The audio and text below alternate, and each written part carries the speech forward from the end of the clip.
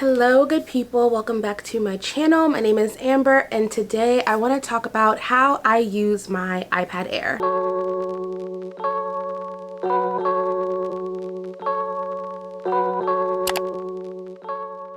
So I decided to make this video because when I was first looking into getting my iPad or upgrading my iPad, most of the videos that I found were focused on strictly using an iPad for studying or productivity purposes, and there weren't a lot of use cases for the ways that I use my iPad available on YouTube. I know that it can be very daunting to invest in a new piece of technology, especially when it costs as much as Apple products do, so I'm hoping that this video helps you see the ways that I use mine and can help you make a decision on whether or not you need to add an iPad into your tech arsenal too. So before we jump into the whys and the hows, let's talk about the what. I use an iPad Air 4th generation with an Apple Pencil 2.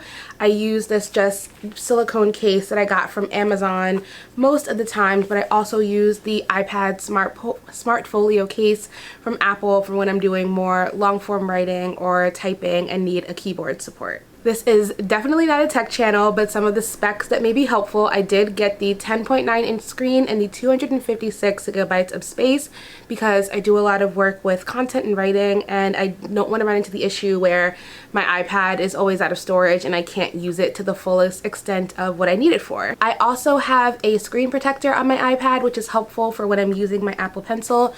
It basically makes the glass screen feel more like a piece of paper and less like you're writing on glass.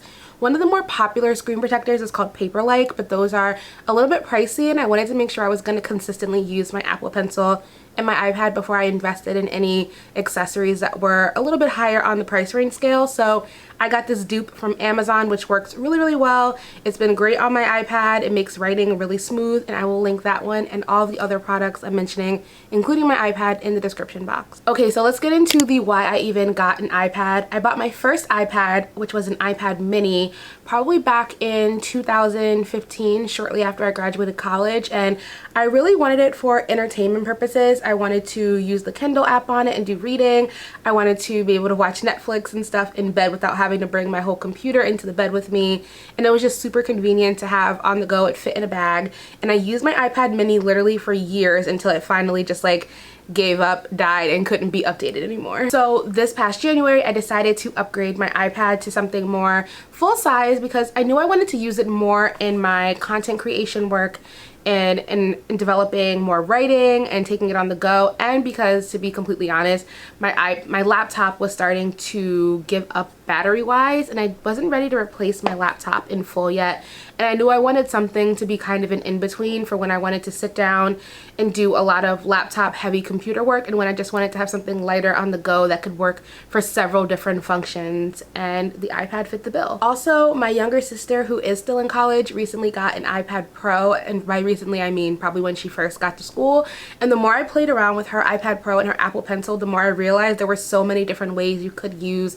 both of them together, and I realized quickly that they could benefit the way that I work, the work that I'm doing, and just be a more enjoyable way to get things done. And so I'm so glad that I added this into my tech arsenal, and I'm gonna talk about how I use it now. The main question I get is, do I use my iPad in place of a laptop or a computer? And the answer is no. I still use my desktop, which you see behind me. For that, I'm doing mostly like hardcore editing. When I'm editing videos or when I'm working on big projects I need a lot of screen space for, my desktop is perfect for that.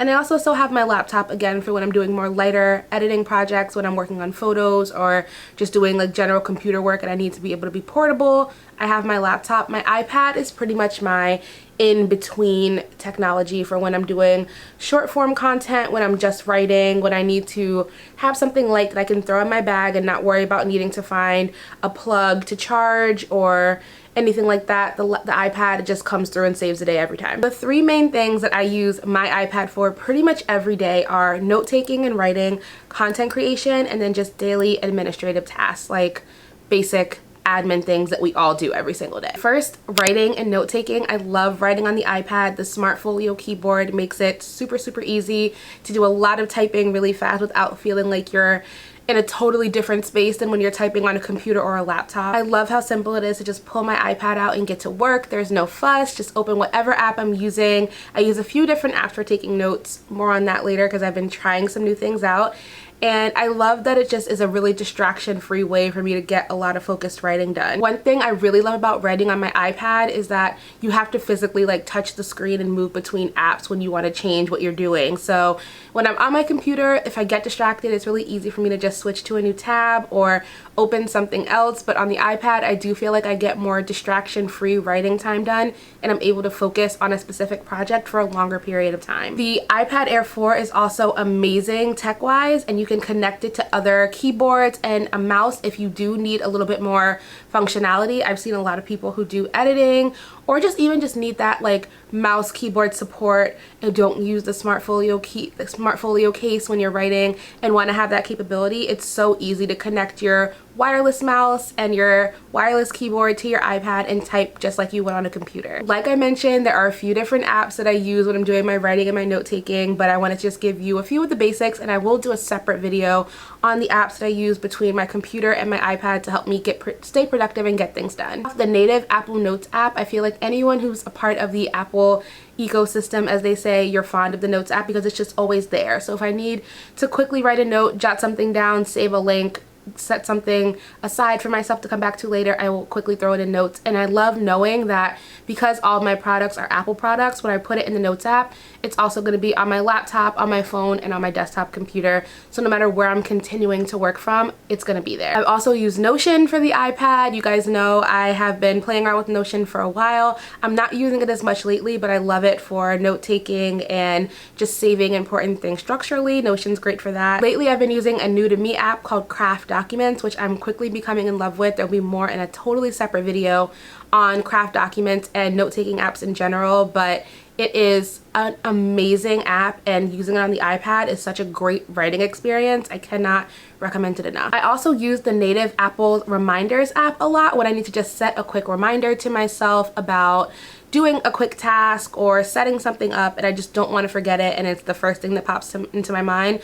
I'll pull down reminders from the iPad, set a quick task for myself, and then I know again that it's good and it's going to pop up on all of my other Apple devices. So if you are someone who's constantly doing writing, if you are a writer, a journalist, if you are a student and you study a lot, taking notes on your iPad is just super smooth, it's convenient, and you know it's an easy, lightweight thing to throw in your bag when you don't feel like carrying around a laptop or anything like that, and you want to always have something ready that can do a lot of powerful work on the go. So the second major use for my iPad is in my content creation process. I think if you regularly create written or visual content, an iPad can really level up the amount of work you're able to do, especially on the go, without feeling bogged down, because let's be honest, as a content creator, we're always trying to balance like a camera, a phone, a laptop, all these things, and I love that it's just one lighter piece of tech that you can take with you and still get so much function out of. I do so much content creation on my iPad. I outline my videos, I make my thumbnails, I edit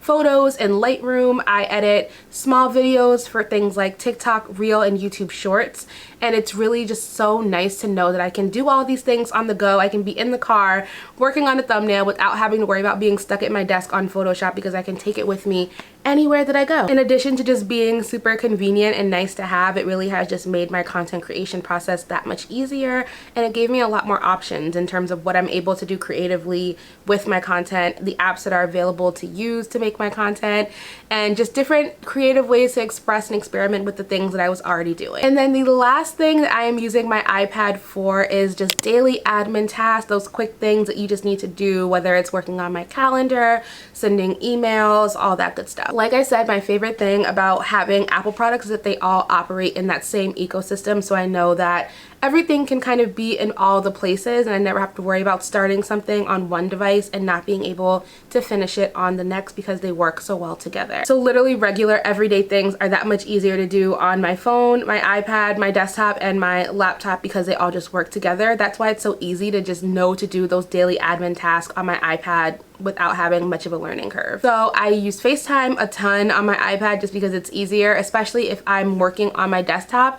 I basically treat my iPad as a second screen, which is super helpful. Google Calendar is also great on the iPad. You can really get a good view of your day. I like having my calendar up sometimes when I'm just setting up the week. That way I can be working on a document on my computer, have my calendar up on the iPad, and have my planner in front of me, and I get a good view of everything that's going on as I try to map out exactly where I need to dedicate my time and energy energy for each day that week. I mentioned I do email on my iPad all the time, so I use the Gmail app instead of the native Apple Mail app just because I like Gmail better. I like Google Calendar and Gmail work really well for me, so I always have the Gmail app on whatever device that I'm using, so I'm able to get email notifications when I need them, turn the notifications off when I don't need them, and have that dedicated email time no matter where I am or what device I'm on. And last but certainly not least, I use an app called Focus Keeper, which is a Pomodoro timer app.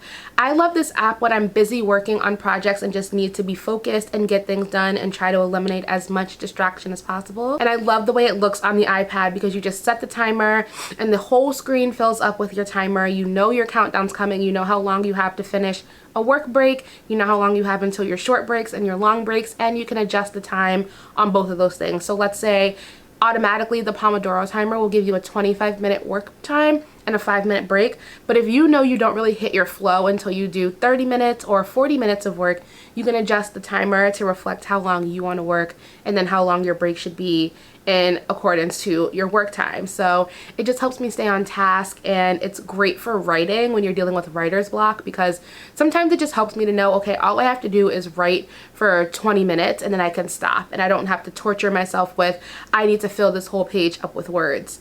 That just has been a great method for me overall, and I love that I'm able to incorporate that into how I use my iPad. So my iPad has not replaced my laptop, but it is a huge part of how I get things done. I love it.